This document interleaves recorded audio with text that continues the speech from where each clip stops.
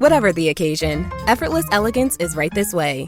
Because Hilton brings you new ways to stay courtesy of the Nomad London. And it doesn't stop at award-winning dining in a space draped in velvet and illuminated by vintage chandeliers. No, this day goes beyond with unparalleled personalized service and attentive hospitality. Oh, and did we mention the Nomad London can be booked using your Hilton Honors points at Hilton.com? Hilton, for the stay. The First Lady of New York Radio, Joan Hamburg. Entertaining and informative. Talk Radio 77 WABC. Welcome, everyone. It's Joan Hamburg. And it's no secret, I love thrillers. And particularly if Nelson DeMille has written them. A new one just came out called Bloodlines. And actually, and Nelson can correct me, I think this is the second book in the Scott Brody series.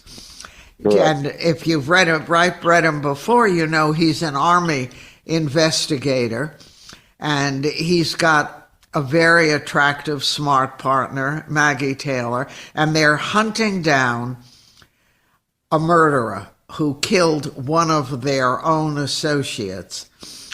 So, and this book is written with Nelson's son, who also is a writer, but basically started his career as a screenwriter.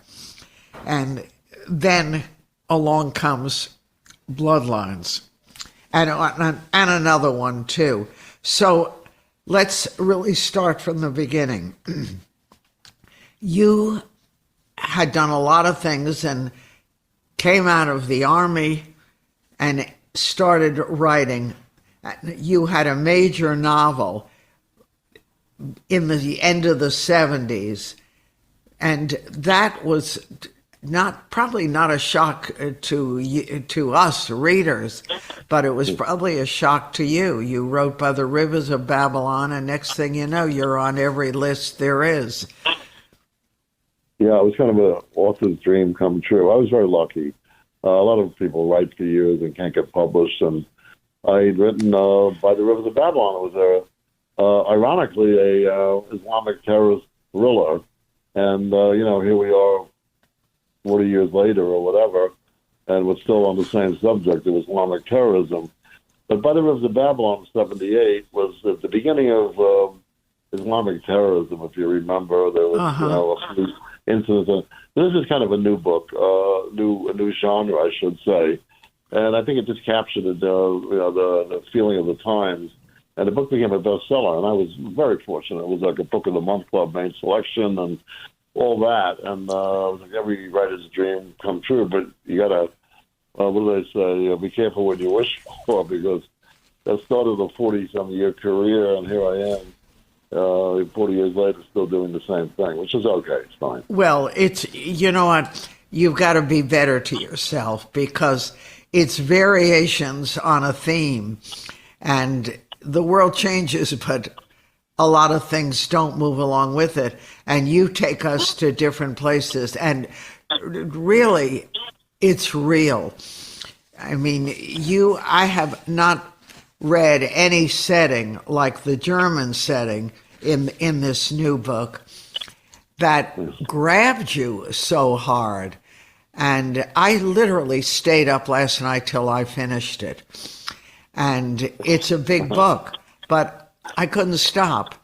And it took us into a Germany that we hope is not the real Germany today, but it looks a lot like it. And I've been in Germany recently, and there were marches and white supremacy and all kinds of things that you didn't want to see in Germany taking place.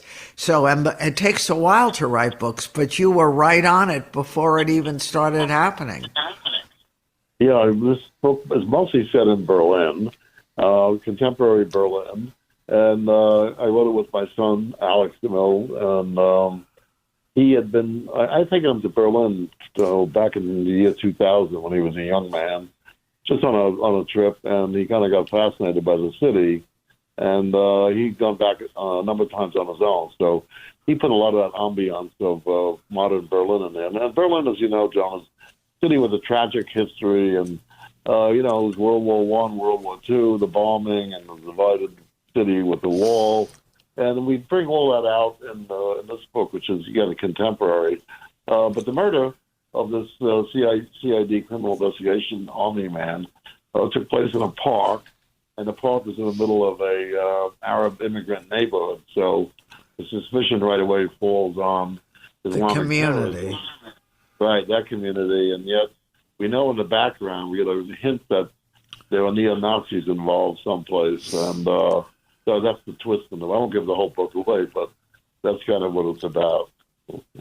No, and I was in Germany not that long ago, and that threat was starting to rear its head, and you got it.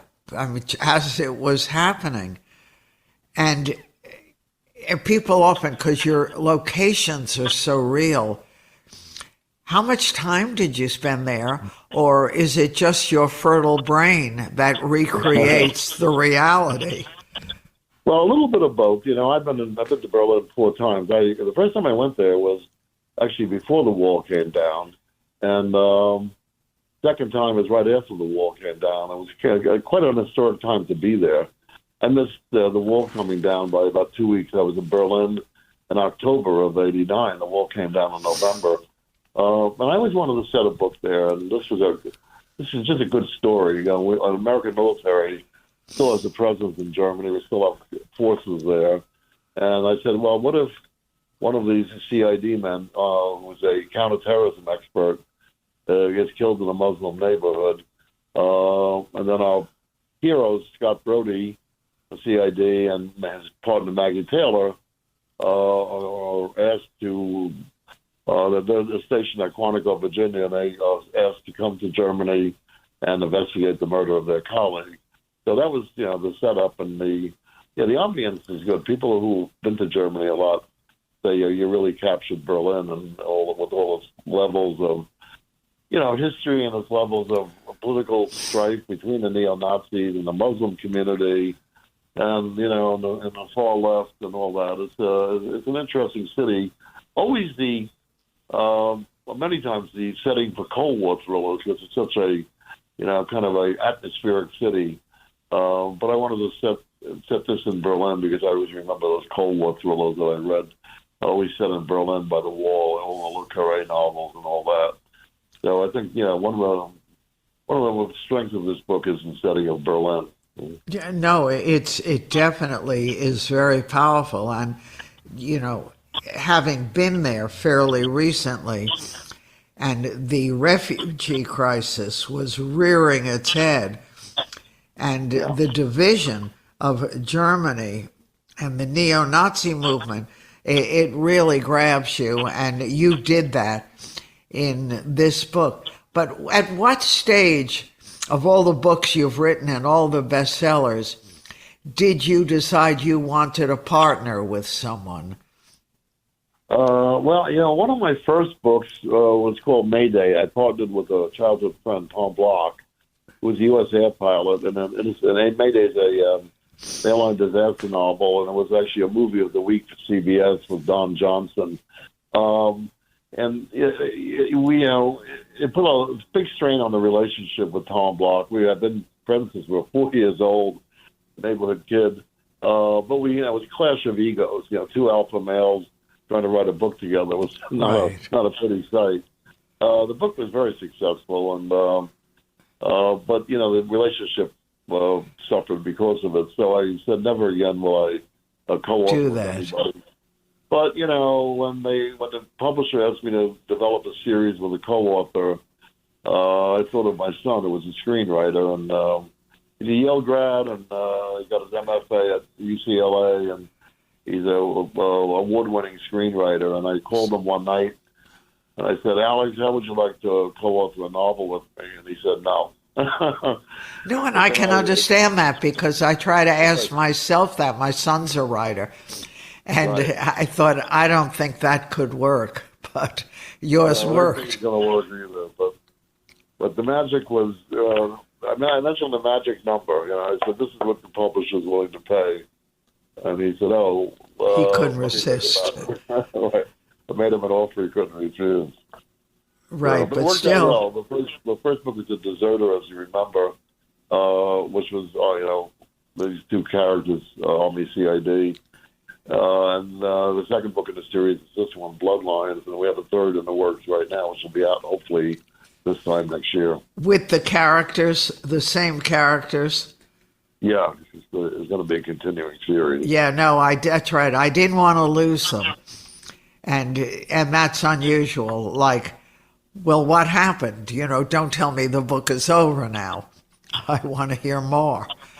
Yeah, that's good. That's a good early review from you. I appreciate it. The book just came out yesterday, and well, indications. The reviews have been good. The reader response has been very good, and I think he's, my son is 41. He's at the beginning of a new career. I think he's going to have to give up the day job, which was screenwriting, and concentrate full time on writing novels. Did it work better with your son than it did with your old friend? It did. He still listens to the old man, and he knew that this was sort of an apprenticeship, a paid apprenticeship, but an apprenticeship, and he wanted to learn, and he listened to me, and I guided him along with the first book, The Deserter. But by the time we got to this one, Bloodlines, he really knew what he was doing. He really had the skills. He had the writing skills. You've read screenplays. There's not a lot there in a screenplay. No, it's different. The whole story is very different. I could not write a screenplay, and he didn't think he could write a novel, but I convinced him that he could. I gave him some confidence, and it worked. And he It did. worked well. This episode is brought to you by Indeed. When your computer breaks, you don't wait for it to magically start working again. You fix the problem. So why wait to hire the people your company desperately needs? Use Indeed's sponsored jobs to hire top talent fast. And even better, you only pay for results. There's no need to wait. Speed up your hiring with a $75 sponsored job credit at Indeed.com/podcast. Terms and conditions apply. All right, here we go. New Phineas and Ferb is here. We're back, baby. For 104 more days I know what we're gonna do today. of summer vacation. I am ready for summer shenanigans. Let's do it. Oh, yeah. We're gonna bust Phineas and Ferb once and for all. Are we gonna do this again? New inventions, shenanigans, innators, adventures, and songs. Brand new summer vacation. New Phineas and Ferb starts June 5th on Disney Channel and next day on Disney Plus on DisneyPlus.Disney.com. Ryan Reynolds here from Mint Mobile with a message for everyone paying big wireless way too much. Please, for the love of everything good in this world, stop. With Mint, you can get premium wireless for just $15 a month. Of course, if you enjoy overpaying, no judgments, but that's weird. Okay, one judgment. Anyway, give it a try at mintmobile.com/switch. Upfront payment of $45 for 3-month plan, equivalent to $15 per month required. Intro rate first 3 months only, then full price plan options available. Taxes and fees extra. See full terms at mintmobile.com. Hey, Fidelity.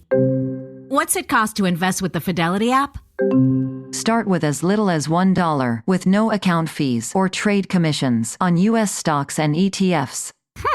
That's music to my ears. I can only talk.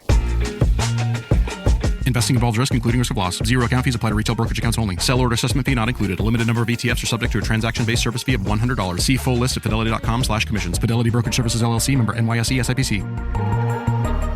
Yeah. So with the two of you, two separate places to write, how did you deal with it?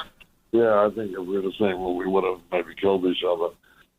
Because of technology, when I did it the first time, when I did Mayday with Tom Block, it was the old days when you typed the manuscript, you physically typed it, and a couple of chapters, you put it in the mail and hope it reached the other author in 3 or 4 days. But now, with the internet and email, we were able to go back and forth. And with cell phones, we could call each other anytime. Right. It kind of brought back a lot of memories of me not being able to reach Tom Block when I was writing this, and him not being able to reach me, and vice versa. Stuff lost in the mail, but this, the technology made the logistics easier. It doesn't make the writing any easier, but the logistics were quick and fast, and we were able to be in communication if we had to, 24 hours a day. So that worked out, and I left him to his own devices, and it worked. It worked. But I'm curious, I thought I read that you did not spend a lot of time in Germany, where this novel is based. That your Germany was so real and so current. You know, having been there not that long ago, the feeling and the sort of anxiety of, is Germany going to explode a little bit? Are we going to see the rising of the neo-Nazi movement was all over the streets? Like, how could you even know that? Yeah, well, I hadn't been to Germany recently, and the reason was we were going to go, Alex and I, but COVID got in the way, so we didn't go. But I'd gone to the Frankfurt Book Fair almost every year. You know, the Frankfurt Book Fair is the big book fair, the international book fair. So every year I would go to Frankfurt for about 15 years. So I was, and after the Frankfurt Book Fair, I would usually make a trip, because I was only in Europe. Sometimes I'd go to Berlin, sometimes Paris, sometimes Rome. But I knew Germany fairly well, and I'd driven all over Germany. I'd driven through Bavaria. And we were ready to go to Germany and ready to go to Berlin and stay at the Adlon Hotel, which is the classical old German hotel right by the Brandenburg Gate. And then COVID hit. So we got on the phone with each other and said, can we do this without going? And we both had, I think, fairly vivid memories of Germany as we'd seen it a couple of years before. And we've seen the same thing you saw, the rise of the neo-Nazis and that type of thing. And swastikas on the wall. It was scary. It's scary, totally scary. And my son Alex is half Jewish, so it was more scary for him, I think. And but still, in all, he took to Berlin, because it is a young city with young people, a very progressive city. But a lot of Germany is not as progressive as Berlin is. And now that this is out and doing incredibly well, you're both working on the third edition or the next one? Yeah, same people? Same people. Two CID people. We created these characters, Army Criminal Investigation Division, based out of Quantico, Virginia. We created them because we knew we wanted to do a series, and these characters can go any place in the world where there's an American Army installation or American Army personnel station. So what we intend to do in the future is to set these books all over the world, on an Army base in South Korea, let's say, or an Army base, in Japan. So it gives us a lot of latitude in terms of the locales. And but on this one, on Bloodlines, I think we had a good locale. It was really serendipitous that we picked Berlin, because it really, really worked. Right, and there's a feeling about Germany that we hope not, but that something is about to happen. And that's the feeling throughout that whole novel, Bloodlines. As you turn each page, you're thinking, now, and reading on. And I'm so glad you enjoyed it. I did. I'm a thriller lover, and I read all the time. So this one, I'm telling you, last night I almost finished it, and then I said, I got to finish it. So I figured that's it for the sleep. Let's finish the book and find out what happens. Was the Army receptive, or you kept them out of it? I kind of kept them out of it. I was I got out of the Army in 1969. It was a long time ago. The Army's changed, I get it, but I was not in the CID. But I dealt with CID people, who the civilian equivalent would be sort of, detectives. And then the case of my two characters, Brody and Taylor, they're kind of homicide detectives. So I kind of understood that world. And did some research, but no, we did not bring the Army into it this time. Sometimes I do reach out to people I'm writing about, and the Army's been good in the past. They've been very, very, forthcoming when I have some questions, and they know me, they know my books, and and I always try to be fair, and I think I was very fair to the Army and the Criminal Investigation Division, and also fair to all the communities involved in Germany in terms of the Arab immigrants and that type of thing. Right, and it's all happening. The refugee crisis is right there. Yeah. It's amazing what's happened to that country for good and bad since World War II. And hopefully we captured it. I'm really, really pleased that you enjoyed it. No, I did. I enjoyed it a lot. Now I want you to write faster so I can pick up and find out what happened. Congratulations, Nelson. I look forward to talking to you again. Nelson DeMille with his son, Alex DeMille, Bloodlines, their brand new collaboration. And it is happening right now. It's going to take you to today's Germany, among other places. So strap yourself in. You're in for a great ride. All the best to you, Nelson. We'll talk soon. Thanks, Joan. Okay, everyone. I'm Joan Hamburg, and you're listening to WAVC.